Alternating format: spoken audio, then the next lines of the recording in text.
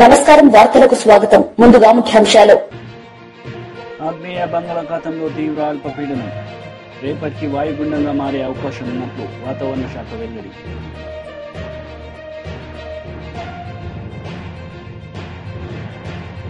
కలెక్టర్ల కాన్ఫరెన్స్ లో పాల్గొన్న సీఎం చంద్రబాబు నాయుడు. ఈ సందర్భంగా అధికారులతో ముచ్చటించిన సీఎం.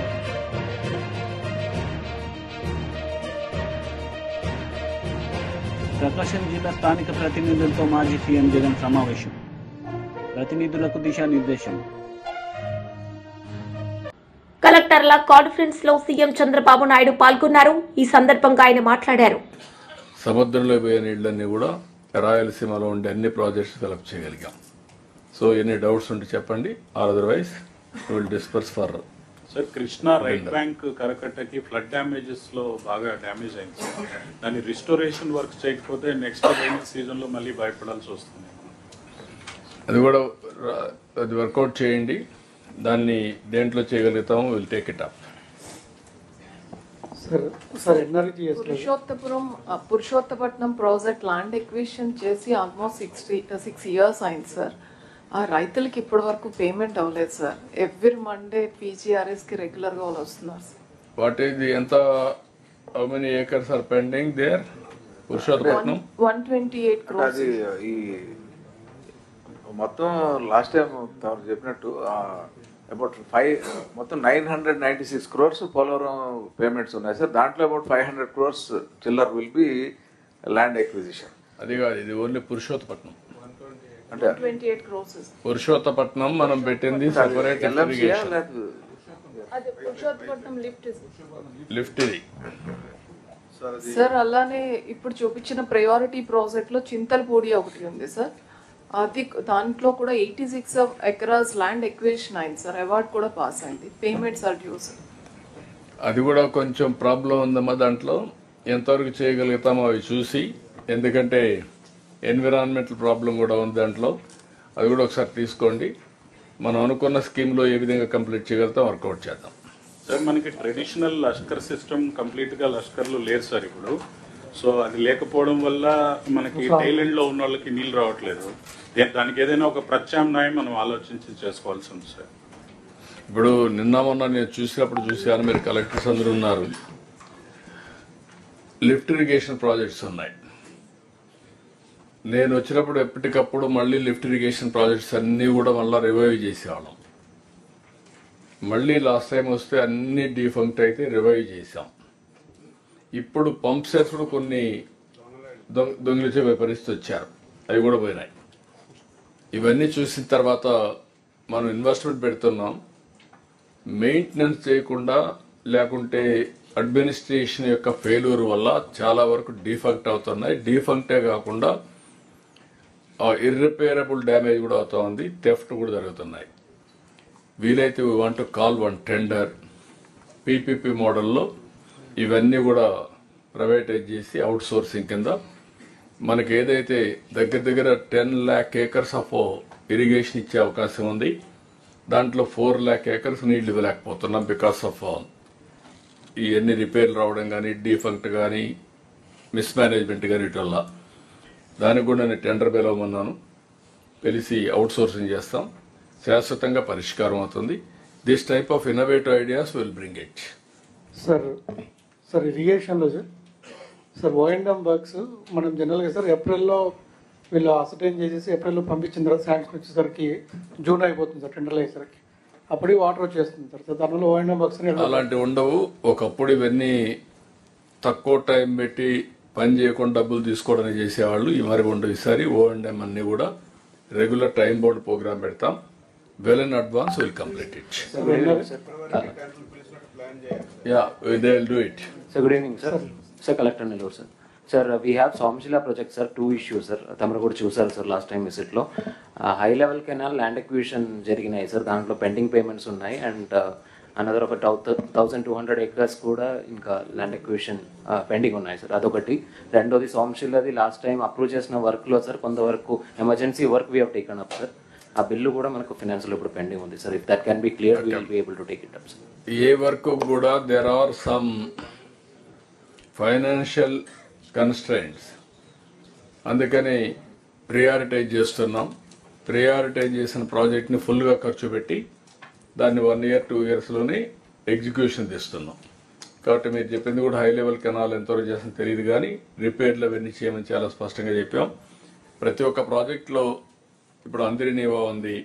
అందిరినీవా లాస్ట్ వరకు నీళ్లు రావడం లేదు. వీ విల్ కంప్లీట్ దట్ అందిరినీవా. లేకపోతే వెలుగొండ ఉంది, ఎప్పటి నుంచో పెండింగ్ ఉంది. We want to complete that Veligonda.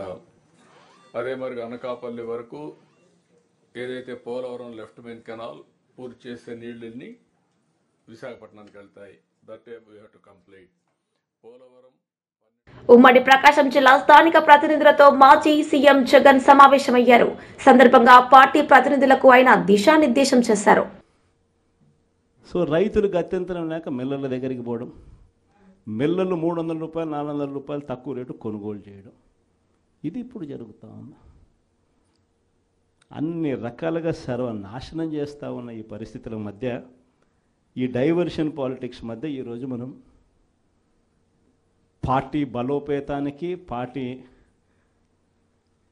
బలోపేతంతో పాటు ప్రజల తరపున మనం నిలబడడానికి ఏ రకమైన ఉద్యమం చేయాలి, ఎలా ఉద్యమాలు చేయాలి అని చెప్పి ఆలోచన చేయడానికి మనం అంతా కూడా ఈరోజు సన్నద్ధమైనాం. ఎందుకంటే ప్రజల తరపున మళ్ళీ పోరాటం చేయాల్సిన సమయం వచ్చింది. ప్రజల తరపున ప్రజలకు దగ్గర కావాల్సిన సమయం వచ్చింది. ప్రజలు ఇబ్బందుల్లో ఉన్నప్పుడు మనం ఉన్నాము అన్న భరోసా ప్రజలకు మనం ఇవ్వాలి. ప్రతి అడుగులోనూ వ్యతిరేకతే. ఒకవైపున చేయాల్సిన ఏ మంచి పని జరగలేదు. సూపర్ 6లు లేవు, సూపర్ 7లు లేవు. మరోవైపున వ్యవస్థలన్నీ పూర్తిగా నీరు గారిపోయాయి. విద్యారంగం కానీ, వైద్య రంగం కానీ, వ్యవసాయ రంగం కానీ, డోర్ డెలివరీ కానీ, గవర్నెన్స్ కానీ.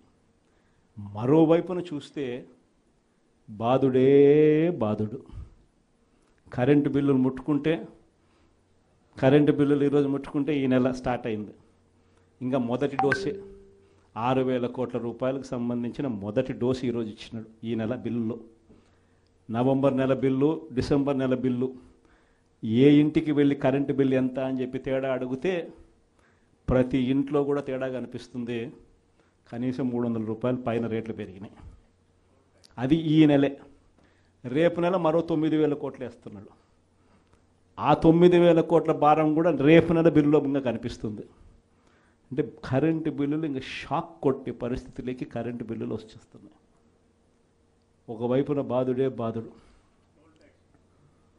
రోడ్ల మీద ట్యాక్స్ అంట. ఆశ్చర్య కలిగించే విషయం ఏంటంటే, రోడ్లు బాగు చేయడం కోసం రోడ్ల మీద ట్యాక్సులు వేసే కార్యక్రమం నేషనల్ హైవేస్ మీద మనం అంతో ఇంతో చూసినాం, కానీ గ్రామీణ రోడ్ల మీద కూడా రోడ్లు బాగు చేయడం కోసం రోడ్ల మీద ట్యాక్సులు వేసే బాధుడే బాధుడు కార్యక్రమానికి చంద్రబాబు నాయుడు గారు శ్రీకారం చుడతా ఉన్నారు. ఆశ్చర్యం నిజంగా ఏమిటంటే, ఆయన హయాంలో మన హయాంలో రెండు తేడా చూస్తే, రోడ్ల మీద మనం ఖర్చు పెట్టింది 43,000 కోట్ల చిల్లర అయితే ఆయన హయాంలో ఖర్చు పెట్టింది 27,000 కోట్ల చిల్లర మాత్రమే. అక్కడ కూడా మనమే ఇన్ని సంక్షేమ పథకాలు చేస్తూ కూడా అక్కడ కూడా మనమే ఎక్కువ ఖర్చు పెట్టాం. ఈరోజు చంద్రబాబు నాయుడు గారి హయాంలో సంపద సృష్టి అని అంటే దాని అర్థం బాధుడే బాధుడు. ఇది చంద్రబాబు నాయుడు హయాంలో డెఫినిషన్ సంపద సృష్టికి సంబంధించి. ఒకవైపునేమో మనం కడతా ఉన్న మెడికల్ కాలేజీలు అమ్ముతానంటాడు. మరోవైపున మనం కడతా ఉన్న పోర్టులు, ఎందుకు మీ రామాయపట్నం పోర్టు దశాబ్దాలుగా చూస్తూ ఉన్నాం.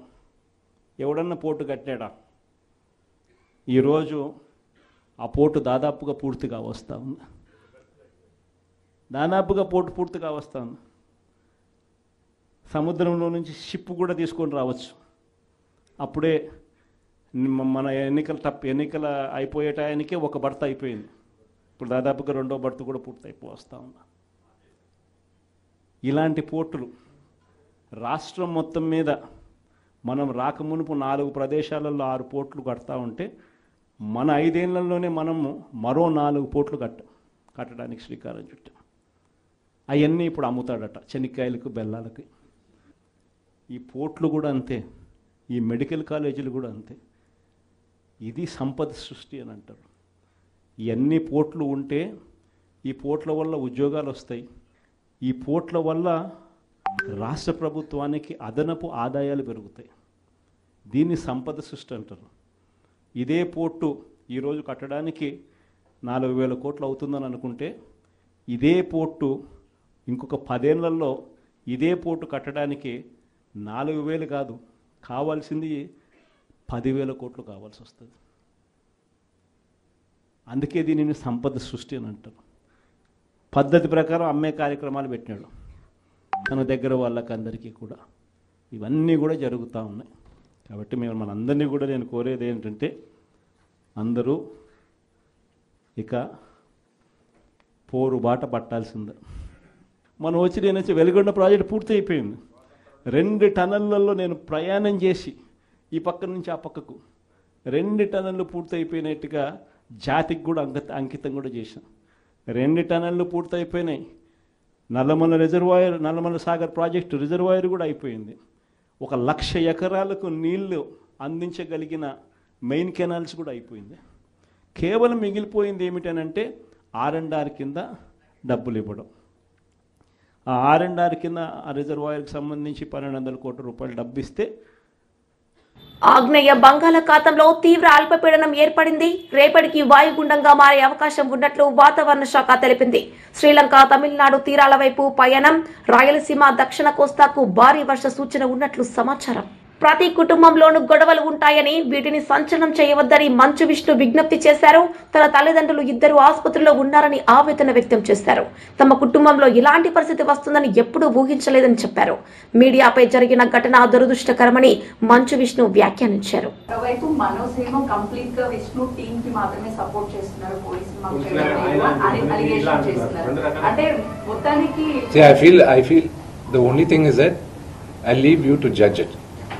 నిన్న రాత్రి జరిగిన సంగతి యు సాట్.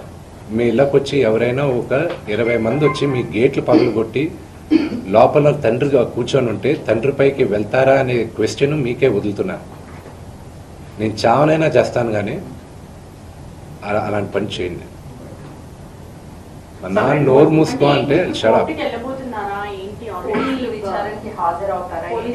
కంపల్సరీ చెప్పాను కదండి, కమిషనర్ గారికి నేను రెస్పెక్ట్ ఇస్తాను. I give respect to the chair and I'll go. నాన్నగారికి ఇప్పుడు న్యూస్ బులెటిన్ ఇప్పుడే వచ్చింది కదా, మెడికల్ బులెటిన్.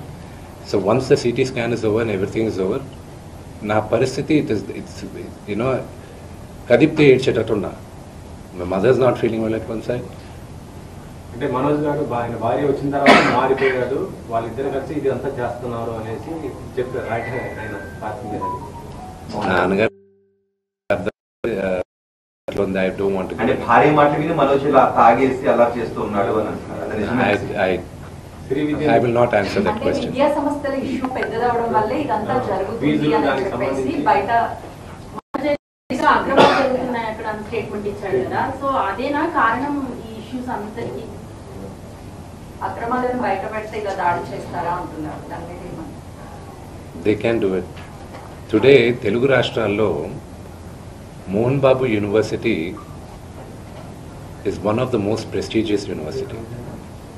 భారతదేశంలో ఐఐటీస్ని ఛాలెంజ్ చేసాం మనం మోహన్ బాబు యూనివర్సిటీ. 2 రాష్ట్రాల్లోనూ మోహన్ బాబు యూనివర్సిటీ లాస్ట్ 3 yearsగా హైయెస్ట్ పే ప్యాకేజ్ ఒక స్టూడెంట్కి 75 లక్షలు 60 లక్షలు. ఒక మామూలు ఫార్మర్ డాటర్ కూలి పని చేసుకునే ఒక ఫ్యామిలీ నుంచి వచ్చి 45 లక్షల రూపాయలు జీతం సంవత్సరానికి అనేది ఆ ఘనత మోహన్ బాబు యూనివర్సిటీకి ఉంది. అండ్ త్వరలో అనౌన్స్ చేస్తాం. భారతదేశం ఎన్నో సంవత్సరాల నుంచి ఫారిన్ యూనివర్సిటీస్ ఇండియాకి తీసుకురావాలని ప్రయత్నిస్తుంది. ఇండియాలోనే first university Mohan Babu university అవుతుంది. పెన్ స్టేట్ యూనివర్సిటీతో ఇండియాకి తీసుకురావడం. And they are rank number 50 in the world. So ఆ ఘనత మోహన్ బాబు యూనివర్సిటీకి ఉంది. And of course we're governed by laws, everything. It's an open book, you know. They can come. అక్కడ and another one great thing is that ఒక student female male రేషియోలో ఎప్పుడు female ratio 30 to 35% ఉంటుంది. Organisation కానీ ఎడ్యుకేషన్ ఇన్స్టిట్యూషన్స్ కానీ ఎక్కడైనా మోహన్ బాబు యూనివర్సిటీలో 53% women ఉన్నారు, గర్ల్ చైల్డ్. దానికి ఒకే ఒక reason, because chancellor Mohan Babu గారిని నమ్మి, ఆయన క్రమశిక్షణని నమ్మి. మా నాన్న మనసును మార్చేసి ఆయన దృష్టిలో నన్ను శత్రువుగా చిత్రీకరించి నాపై దాడులు చేస్తారని మంచు మనోజ్ చెప్పారు. సిబి కార్యాలయానికి వెళ్లే ముందు మీడియాతో మాట్లాడిన మంచు మనోజ్ కంటతడి పెడుతూ భావోద్వేగానికి గురయ్యాడు. ఆస్తుల కోసం మా అన్నతో గొడవ పడ్డానన్నది వాస్తవమని మనోజ్ వెల్లడించారు. ఆస్తుల కోసం మా అన్నతో గొడవ పడ్డానన్నది అవాస్తవమని మనోజ్ వెల్లడించారు. నేను ఎవరిపైనా దాడి చేయలేదని, ఏదైనా ఉంటే సీసీ కెమెరాలు బయట పెట్టాలన్నారు. నేను ఆస్తి కోసమో డబ్బు కోసమో ఈ పోరాటం చేయట్లేదు. ఎందుకంటే ఇది పోరాటం కూడా కాదు, ఇది ఆత్మగౌరవానికి సంబంధించింది, నా భార్య పిల్లల సేఫ్టీకి సంబంధించింది. ఇది నాతో ఒక మగాడిగా నాతో డైరెక్ట్గా వచ్చి నాతో ఏం చేసినా పర్వాలేదు. నా భార్య పేరు ఇంక్లూడ్ చేయడం, నన్ను తొక్కేదానికి, నా 7 నెలల పాపని ఇంక్లూడ్ చేయడం, నా బిడ్డల ఇంట్లో ఉండగానే అలా బిహేవ్ చేయడం కరెక్ట్ కాదు. ఈరోజు పోలీస్ దగ్గరికి నేను వెళ్ళి ప్రొటెక్షన్ అడిగాను. నేను మొన్న వచ్చి అడిగినప్పుడు మీకు అన్ని ఎవిడెన్స్లు ఇస్తాను, ఎస్ఐ గారు ఇక్కడి నుంచి వచ్చి నేను ఇస్తాను సార్ ప్రొటెక్షన్ చూపించాను, బౌన్సర్లు అందరూ అక్కడ దాక్కున్నారని చూపించాను. అది కొంచెం చూసి ఓకే సార్ మీరు ధైర్యంగా ఉండండి, మేము ఎక్కడికి వెళ్ళట్లేదని చెప్పి మాట్లాడి పారిపోయారు. ఇప్పుడు కానిస్టేబుల్స్ వచ్చి అందరినీ, నా మనుషులను అందరినీ భయపించి ఇప్పుడు వాళ్ళ పేర్లు తీసుకొని బెదరగొట్టి మా మనుషులు పంపించేసి వేరే బాడీ గార్డ్ లోపల పంపించున్నారు సార్. ఏం జరిగిందండి అసలు? జరగదు కాదు సార్. ఫస్ట్ డిపార్ట్మెంట్ ఎందుకు వన్ సైడ్ తీసుకుంటున్నారు? కంప్లైంట్ తీసుకున్న తర్వాత వాళ్ళకి ఏ అధికారం ఉంది? నా ప్రొటెక్ట్ చేసే మనుషులు పంపించేదానికి అధికారం ఉంది. ప్రపంచంలో నా అందరినీ కలుస్తాను సార్, బయలుదేరుతాను. సీసీటీవీ కెమెరాలు తెప్పిండి సార్. నేను కిరణ్ని, విజయ్ని ఇమ్మీడియట్గా తీసుకొని యాక్షన్ తీసుకోండి, వాళ్ళే దొంగతనం చేశారని చెప్పాను. ఆ కిరణ్ నిన్న మా ఇంట్లో మొన్న చెప్తే నేను చూసుకుంటా అన్నారు. నిన్న మా ఇంట్లోనే తిరిగాడు. మా ఇంట్లోనే తిరిగి మా నానీస్ని బెదిరించి ఒక అమ్మాయి పారిపోయేలాగా చేశారు నిన్న. నాకు మా నాన్న దేవుడండి. ఈ రోజైతే ఏదైతే చూస్తున్నారో మా నాన్నని, ఇది మా నాన్న కాదండి. నేను అబద్ధాలు ఆడేవాడిని కాదు. విజయ్ అనే వ్యక్తి నిన్న అంత చెప్పిన తర్వాత కూడా మా ఇంట్లోనే నన్ను కొట్టేటప్పుడు అతని కారు నింది వెనకాల నుంచి అలాగే వెళ్ళిపోయారు అందరు ఉండంగానే. అన్ని కంప్లైంట్లు పెట్టిన తర్వాత కూడా మా ఇంట్లో ఎందుకున్నాడు ఆ దొంగ? మా నాన్న మీ షోల్డర్ మీద గన్ను పెట్టి కాలుస్తున్నారండి, క్లియర్గా కాలుస్తున్నారు.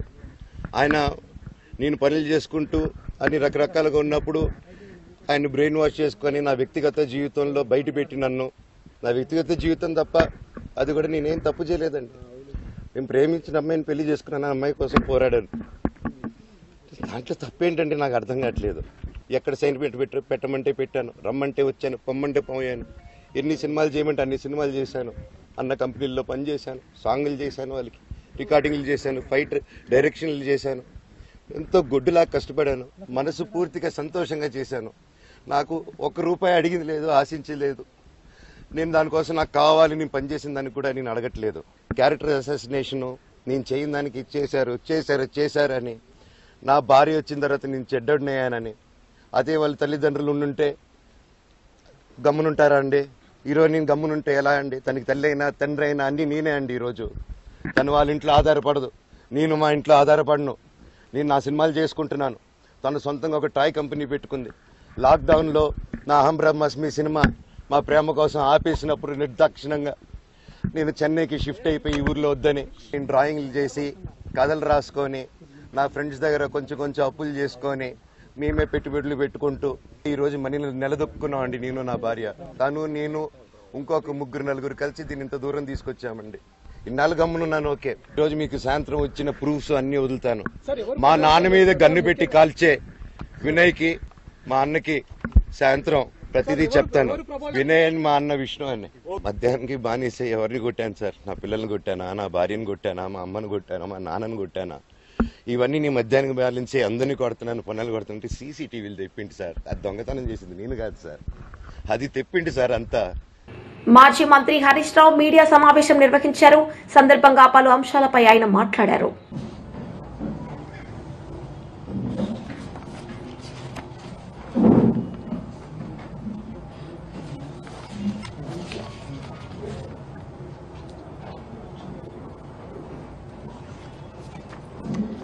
ఈ మధ్య గౌరవనీయులు మన రాష్ట్ర ముఖ్యమంత్రి గారు రేవంత్ రెడ్డి గారు తెలంగాణ ఉద్యమం గురించో తెలంగాణ రాష్ట్ర ఏర్పాటు గురించి ఆయన మాట్లాడడం వింటే 100 ఎలుకలు తిన్న పిల్లి తీర్థయాత్రకు పోయిందట. అంటే దయ్యాలు వేదాలు వల్లించినట్టుగా రేవంత్ రెడ్డి గారి యొక్క వ్యాఖ్యలు, ఆయన యొక్క చర్యలు ఉన్నాయి. డిస్టర్బ్ చేయకుండా బిడ్డ, ఎందుకు 25 నిమిషాలు డిస్టర్బ్ చేయాలి? బతిలాట కూడా చేస్తారు ఇంద్ర బిడ్డ. సో రేవంత్ రెడ్డి గారి వ్యాఖ్యలు దయ్యాలు వేదాలు వల్లించినట్టున్నాయి. సరే, రేవంత్ రెడ్డి గారు చరిత్రలో ఎప్పుడన్నా ఒకనాడు జై తెలంగాణ అన్నది లేదు, ఒకనాడు అమరవీరుల స్తూపం దగ్గర 2 పూలు పెట్టింది లేదు, ఉద్యమంలో ఒకనాడు రాజీనామా చేసిన పాపాన పోలేదు. ఏ ఒక్క రోజు కూడా ఆయన ఉద్యమంలో పాల్గొన్నటువంటి వ్యక్తి కాదు. ఇవాళ ఆయన మాట్లాడే వ్యాఖ్యలు, అంటే డిసెంబర్ 9వ తేదీ తెలంగాణ ప్రకటన వచ్చిందంటే అది కేసీఆర్ గారి ఆమరణ దీక్ష ఫలితం. తెలంగాణ ప్రజల పోరాట ఫలితం డిసెంబర్ 9, 2009 తెలంగాణ రాష్ట్ర ఏర్పాటు ప్రకటన. కానీ ఇవాళ ఎవరో దయాదాక్షిణ్యాల మీద తెలంగాణ వచ్చింది అని రేవంత్ రెడ్డి గారు మాట్లాడడం అంటే ఇది తెలంగాణ ఉద్యమకారులను అవమానించడం, తెలంగాణ అమరులను కూడా, త్యాగాలను కూడా అవమానించడమే అవుతుంది. తెలంగాణ చరిత్ర అంతా కూడా చూస్తే కాంగ్రెస్ పార్టీదంతా కూడా ద్రోహ చరిత్ర. తెలంగాణకు నంబర్ 1 విలనే కాంగ్రెస్ పార్టీ. అడుగడుగునా తెలంగాణ ప్రజల ఆకాంక్షను కాలరాసిన పార్టీ కాంగ్రెస్ పార్టీ. ఉద్యమాలను అణచివేసిన పార్టీ కాంగ్రెస్ పార్టీ. ఎంతో మంది ప్రాణాలను బలిగొన్న పార్టీ కాంగ్రెస్ పార్టీ. అసలు మొట్టమొదలు ఆంధ్రప్రదేశ్తో కలవము, మా రాష్ట్రం మాకే ఉండాలంటే కూడా ఆనాడు ఆంధ్ర నాయకుల లాబీయింగ్కు తల ఒగ్గి ఉన్న తెలంగాణను ఆంధ్రాలో కలిపిందే కాంగ్రెస్ పార్టీ. 60 ఏళ్లు తెలంగాణ ప్రజలు అనుభవించిన గోస, కష్టం, జరిగిన అన్యాయానికి బాధ్యత కాంగ్రెస్ పార్టీది. ఫజల్ అలీ కమిషన్ సిఫార్సులను తుంగలో దొక్కింది నెహ్రూ గారి రాజ్యం అయితే 69 ఉద్యమాన్ని ఇనుపకాలతో తొక్కింది ఇందిరమ్మ రాజ్యం. అసెంబ్లీ ముందు అమరవీరుల స్తూపం ఏదైతే ఉందో ఆ స్తూపమే కాంగ్రెస్ జరిపిన దమనకాండకు. వార్తలు ముగించే ముందు ముఖ్యాంశాలు మరోసారి. ఆగ్నేయ బంగాళాఖాతంలో తీవ్ర అల్పపీడనం, రేపటికి వాయుగుండంగా మారే అవకాశం ఉన్నట్లు వాతావరణ శాఖ వెల్లడి.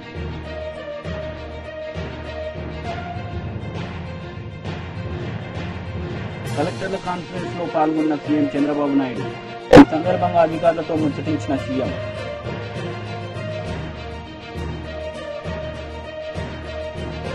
ప్రకాశం జిల్లా స్థానిక ప్రతినిధులతో మాజీ సీఎం జగన్ సమావేశం. ప్రతినిధులకు దిశానిర్దేశం. ఈ వార్తలు ఇంతటితో సమాప్తం. తిరిగి ప్రసారమయ్యే వార్తల్లో మళ్ళీ కలుద్దాం. అంతవరకు సెలవు. నమస్తే.